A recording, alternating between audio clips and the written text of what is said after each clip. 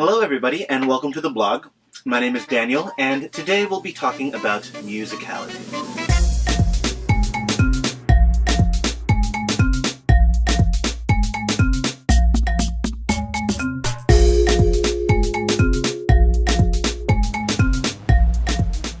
When I was 9 years old, I watched an episode of The Wonder Years where Kevin Arnold learned how to play the piano, and the very first thing that he learned how to play was Pachelbel's Canon in D. For some reason, that episode really resonated with me, and I decided right then and there that I want to learn how to play the piano. So I bugged my mom about it, and eventually she gave in, and I started taking piano lessons, and lo and behold, the very first thing that I learned how to play was Pachelbel's Canon in D. The piano lessons went on, and started to get paired with music theory, and it got to a point where music became a bit of an obsession of mine. I loved learning how to play the piano, so then I also started to learn how to play the violin from the same teacher.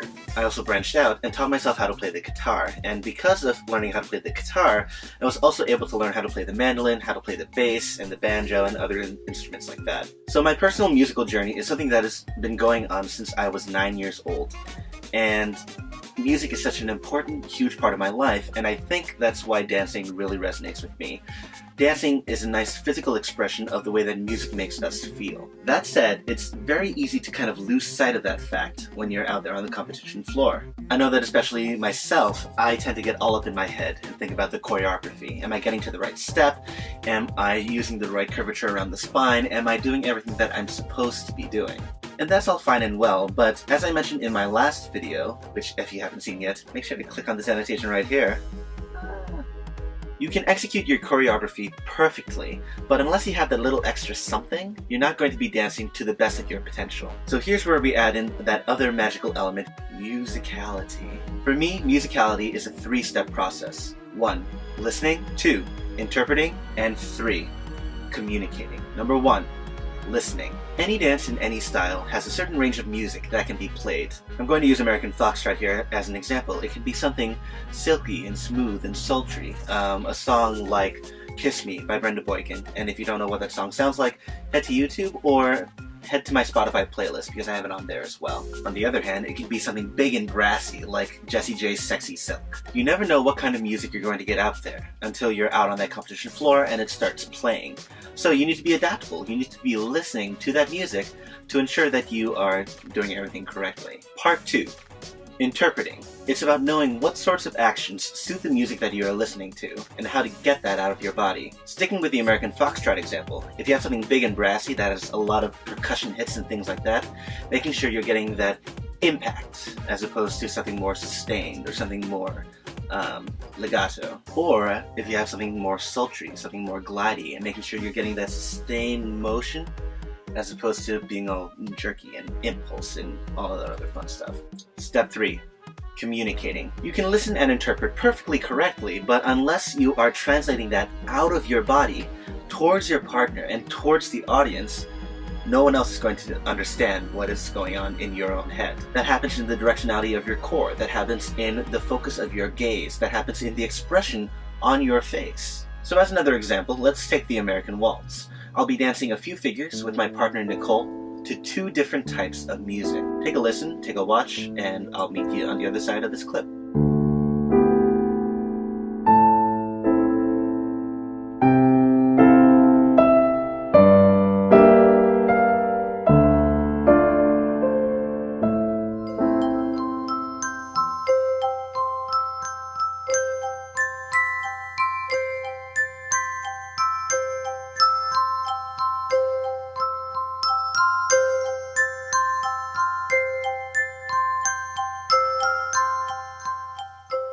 Two different types of music. First song was a bit more morose. Everything was a bit on the lower side, the bassy side, so everything had to be a little bit more somber, a little bit more serious, a little bit more, I don't want to say frowny, but just a little bit more on the austere side. Second song was a bit brighter, a bit airier, a lot of very high tones, a lot of things that kept your center of gravity a little bit higher up as opposed to the first song. You can get songs of either type on that competition floor, and again, this is just waltz as an example. You have so many other dances and so many other styles to be listening to be interpreting, and to be communicating. So I guess if there's a takeaway, it's listen to the music that is being played for you. Use it, enjoy it, interpret it, and communicate it.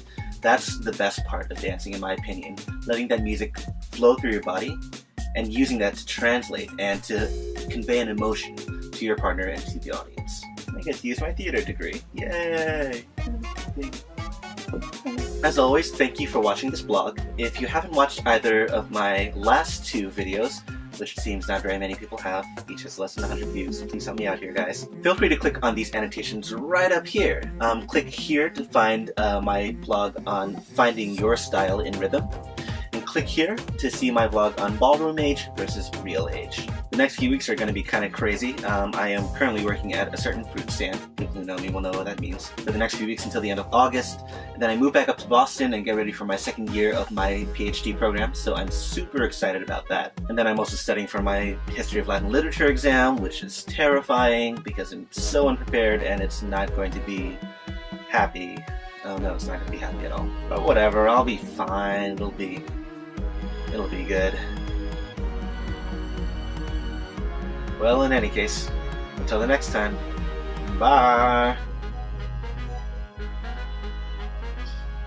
Camera's so far away, I can't really do that anymore. Oh, I got it. Bye!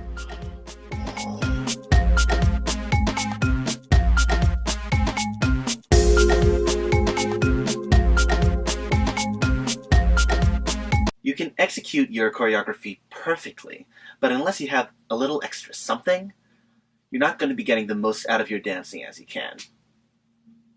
You're not going to be getting as much out of your dancing as you can. Good.